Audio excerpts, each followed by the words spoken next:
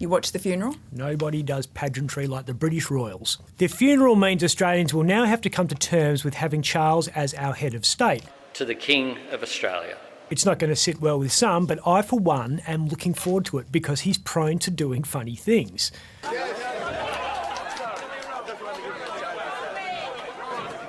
Plus, now he's in charge of the Commonwealth, we can make a lot of Scott Baio jokes.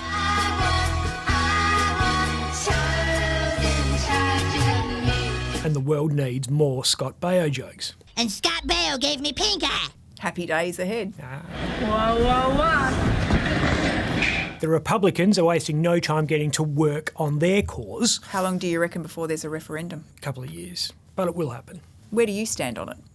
I think that Australia has the most stable democracy in the world, and that's a big thing to put at risk just so we can say we're a republic instead of a constitutional monarchy. And I think that anyone who reckons you can just replace Governor-General with President is hopelessly naive about the ability of constitutional lawyers to interpret words differently to what you and I see them as meaning. Just the vibe of the thing.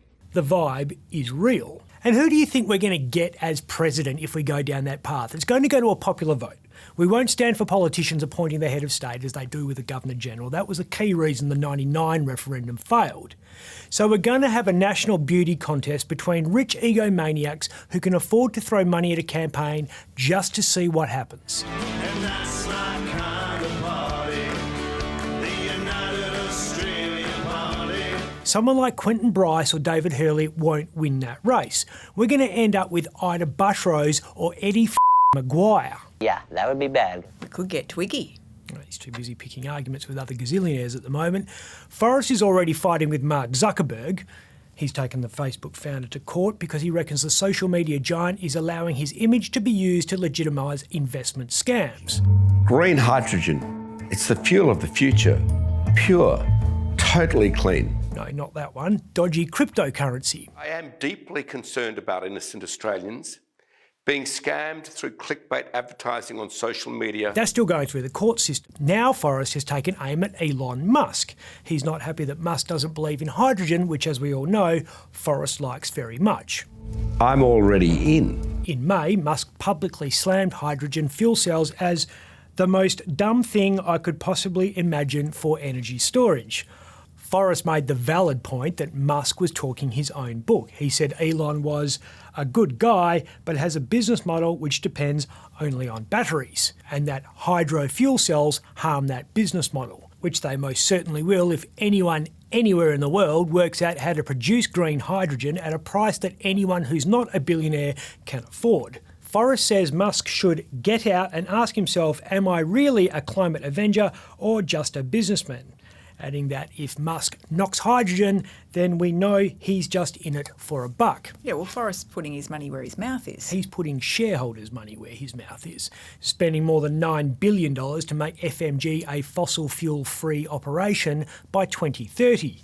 And in his usual Twiggy style, he's talking a big game. He says replacing gas and diesel with wind and solar has no downside. In fact, it'll reduce operating costs by $818 million every year, shave $4 off the cost of producing every tonne of iron ore, and add at least 50 cents to FMG's share price. So why isn't everyone doing it? Because everyone else reckons Twiggy's been smoking the same thing as Elon.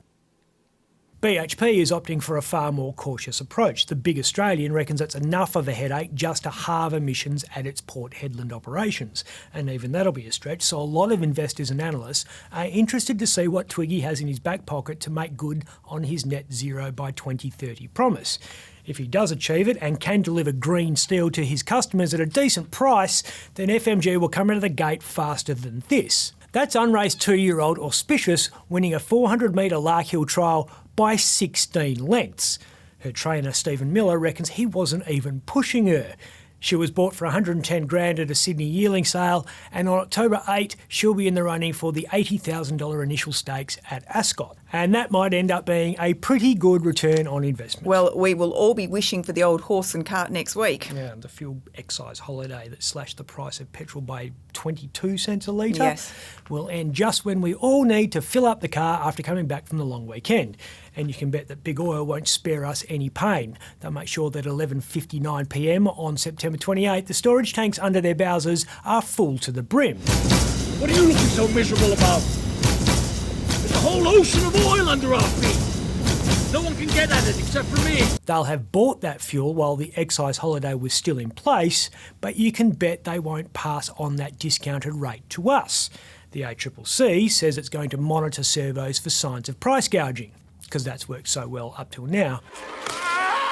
Australians buy 150 million litres of fuel every day, so every cent big oil gouges us adds up to some very big bucks.